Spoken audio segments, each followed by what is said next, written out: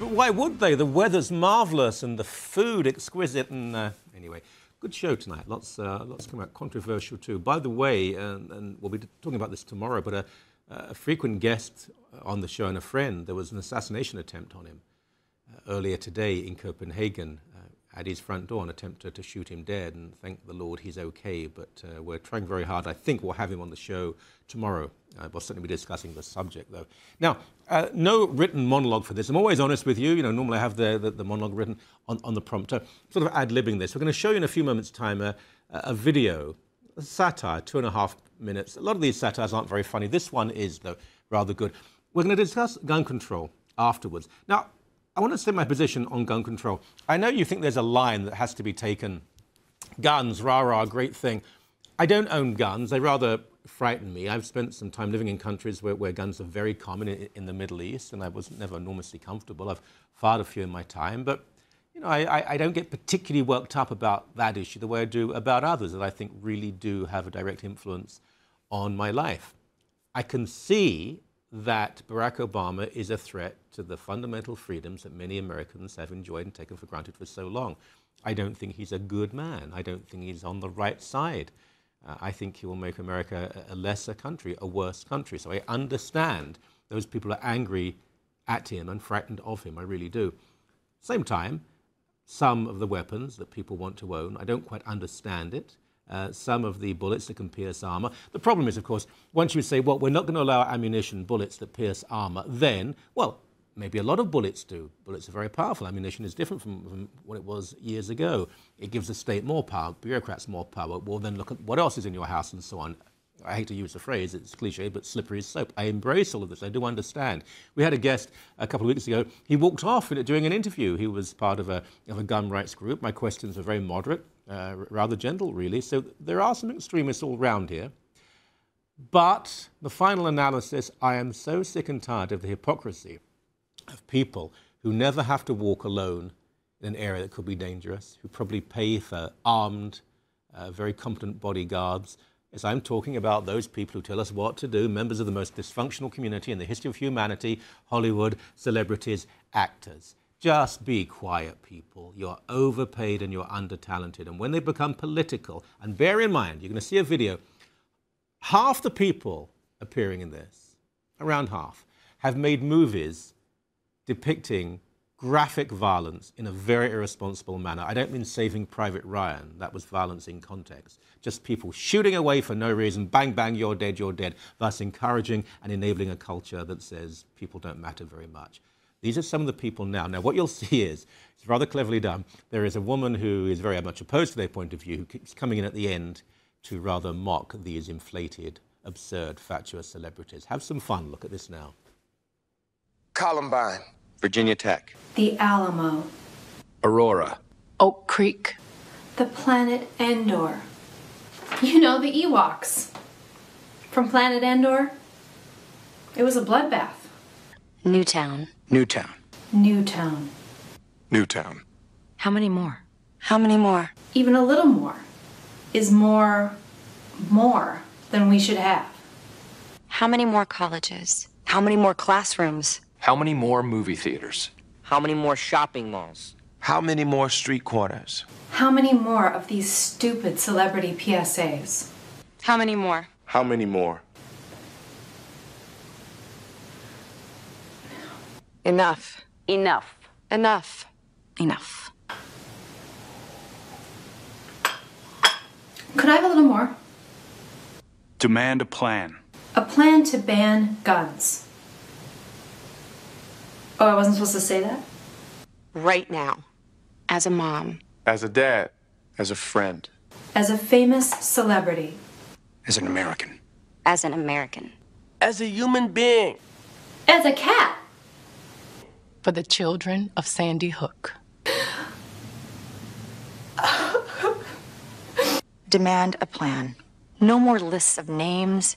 It's not too soon. It's too late. Now is the time. Before we all know someone who loved someone on that list. No more lists. No more lists. Ban lists. No more. If we had just done something yesterday. It's time. We can do better than this. We can do better than this. It's time. It's time. It's lunchtime, but it's also breakfast time somewhere. Probably Australia. Demand a plan. Right now. Right now. Right now. Don't take time to think. You! Demand it! Demand a plan to ban massacres. I can't believe those are still legal. Enough. Enough. Enough. Enough. Enough! That was good. I have to say, many of those celebrities, I knew who they were. Some of them, I've never seen them before. And one of them, I thought she was dead. That's just her career, I suppose. But yes, burst the bubble reputation. What a joke, for goodness sake. And those pretend mock caring voices. We don't take you seriously. Sometimes I really enjoy my job. So you've seen the video, which I thought was very funny. I thought that woman was talented, and my views on guns. I'm being honest with you. I'm not a gun owner. I don't use guns, and I'm not particularly excitable about this issue, but I do understand when it comes to freedom, which is a pretty precious thing. And also I have to say that in Canada, at least, the people I know who own guns tend to be the really good people. You know, the farmers and those who really love their families and spend time with them and make the country a better place. I don't know gangsters, you see. I don't really mix with gangsters, but they're going to have the guns whatever you do. Tony Bernardo, Canadian Institute for Legislative Action. You're not carrying a concealed weapon, are you? It would not be legal, and as you know, we're all law-abiding people. Well, yes. You should have said, only my genius. Help me with this, though, because I don't quite understand those people who are so concerned with gun ownership. I have no time for those who want to take guns away, but at the same time, I'm being candid, I don't quite understand. The empathy is lacking with those people who are very excited about losing their guns. Well, you know, it's a reaction. Because quite frankly, the people that do have them, the people that participate in the recreational firearms community, don't care if you don't want one. Okay, they just want to be left alone. So it's always a defensive reaction to an attack. Right. So when you say the recreational gun community, these are people who use guns in ranges, I suppose. That's right. That's right. Ranges, hunting, collecting. They have them for recreation as opposed to occupation. And life is becoming more or less difficult for you?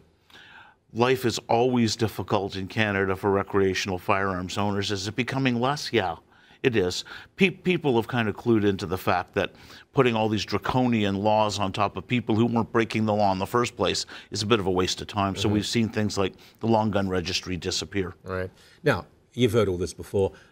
People will say, you may store your guns. You may be a law-abiding person, but if your home is broken into, those guns get on the street, and it makes me very angry, because we all know that most of the guns, I mean, there's a small number where that does happen, but most of the guns are coming from across the border. They're coming through reserves. They're coming all sorts of places that we could stop if we really had the will and the stomach to do it, but we'd rather pretend it was because people are breaking into your product. I don't want the details of your house, but I assume you have to lock the weapons away, the ammunition is stored separately, there's combinations that's probably checked on a fairly regular basis. Yeah, and we call them firearms here in Canada, not weapons, because we don't use them to hurt people, right? Really? Yeah. I call them weapons. Seriously, that's serious, yeah. And you know, one of the things that's different with a sports shooter than an occupational shooter is someone who does it for an occupation, the first thing they're taught is to point it at someone, and the first thing we teach our people is never point it at someone. Isn't that the fun?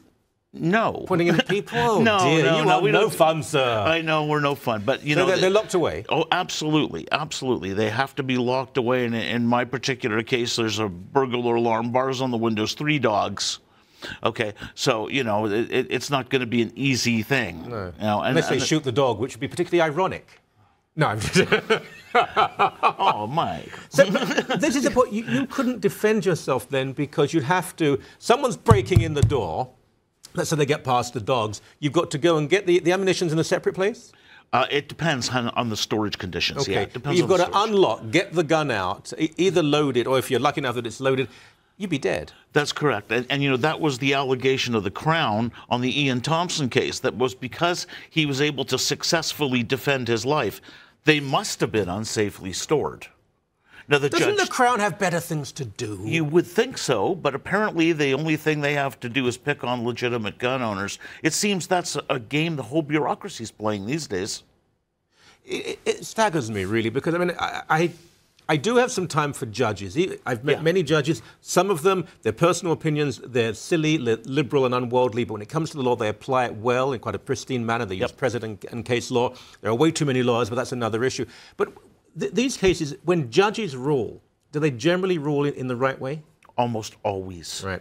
We've done this dance like the Ian Thompson thing so many times I can't even count, and I can remember one conviction. One. Because the judges, they have wonderful BS detectors. And the Crowns are really good at putting up the BS. You know, and the judges almost always see through that. You know, under British common law, you have the right to protect yourself. You do.